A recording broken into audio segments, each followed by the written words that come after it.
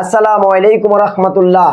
ইন্নাল হামদালিল্লাহ ইন্নাল্লাযীনা আমানু ওয়া আমিলুস সালিহাত লাহুম জান্নাতুন নাঈম। প্রিয় বন্ধুগণ, আজকে আপনাদেরকে আমি দেখাবো কয়েকটা ছবি ভাইরাল হয়েছে। আপনারা জানেন এই ছবিগুলি কারাগারে আল্লামা মাহমুদুল হক সাহেব যে কক্ষে থাকেন, যে রুমে থাকেন, সেখানে ছবিগুলো ভাইরাল হয়েছে। উনি সেখানে নামাজ পড়তেছেন, ছোট্ট একটা কক্ষ, লোহার শিকল, সেখানে তিনি নামাজ পড়তেছেন। উম্মার এই সিংহ পুরুষ শাইখুল হাদিস আল্লামা মাহমুদুল হক। প্রিয় বন্ধুগণ, অনেকে আমাদেরকে জিজ্ঞেস করে মামুন সাহেব জামিন পেয়েছে, উনি কি বের হবে না, কখন বের হবে? আসলে অনেকে তো জানে না যে শুধু দর্শনের মামলা সাধারণ এই মামলা জামিন পেলে তো চলবে না, তার বিরুদ্ধে মামলা আছে কয়েক ডজন, প্রায় 43টা না 42টা মামলা। এই মামলাগুলো সবগুলো প্রক্রিয়াধীন হয়ে জামিন হওয়ার পর তিনি হয়তো বা ছাড়া পেতে পারেন। আসলে এগুলি তো আমরা সকলেই জানি, তাকে ছাড়া সরকারের পক্ষে ওয়ান্টুর ব্যাপার। বড় দুঃখ পরিতাপ হলো সব আলেমরা ছাড়া পেয়ে গেছে, এখন তেমন কোনো আলেম নেই, শুধু আমাদের সিংহপুরুষ সকল লিডার আল্লামা মাহমুদুল হক। আমরা জানি মামুন সাহেব বলেছেন, যদি ইমাম আবু হানিফা তিনি এত বড় ইমাম হওয়ার পরও যদি তিনি জেলখানায় জুলুমের শিকার হয়ে থাকেন, ইমাম সুফিয়ান সাউরি যদি দেশ ত্যাগ করতে হয়, তারপরে ইমাম মালিককে যদি আক্রান্ত হতে হয়, ইমাম আহমদ ইবনে হাম্বলকে যদি রক্তাক্ত হতে হয়, তারপরে ইমাম বোখারিকে যদি মাদ্রাসা ছাড়তে হয়, তারপরে তিনি মাহমুদুল হক তিনি ইসলামের জন্য প্রয়োজনে জীবন দেবে। তিনি উদাহরণ দিতে গিয়ে বললেন যে ইমাম আবু হানিফার মতো, আমার মতো 1,00,000,000,1,00,000,000 মাহমুদুল হককে একসাথ করলে ইমাম আবু হানিফার পায়ের দুলোর সমান হবে না, ইমাম বোখারির পায়ের দুলোর সমান হবে না।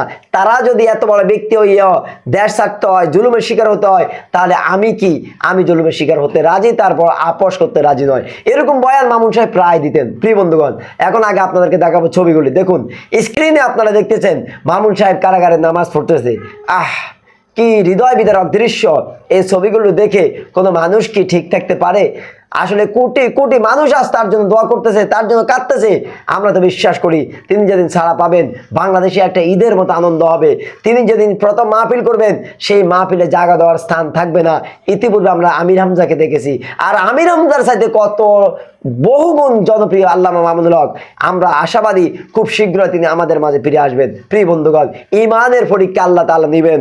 আমি প্রায় সময় একটা কথা বলি, সূরা আনকাবুতে 2 নম্বর আয়াতে আল্লাহ বলেন, মানুষেরা বলে আমরা ইমান এনেছি, আল্লাহ বলে এই কথা বললে কি আমি ছেড়ে দেব? না, আমি তাদের পরীক্ষা করব। কঠিনতম থেকে কঠিনতম বিভিন্ন মাধ্যমে পরীক্ষা হবে। পরীক্ষা হবে জেল জুলুমের মাধ্যমে, ফাঁসির মাধ্যমে, পরীক্ষা হবে ক্ষুধার মাধ্যমে, পরীক্ষা হবে বিপদ মুসিবের মাধ্যমে, পরীক্ষা হবে অসুখ বিসুখের মাধ্যমে। প্রিয় বন্ধুগণ, সেটা ভিন্ন আলোচনা, আমি আরেকদিন এই বিষয়ে আলোচনা করব।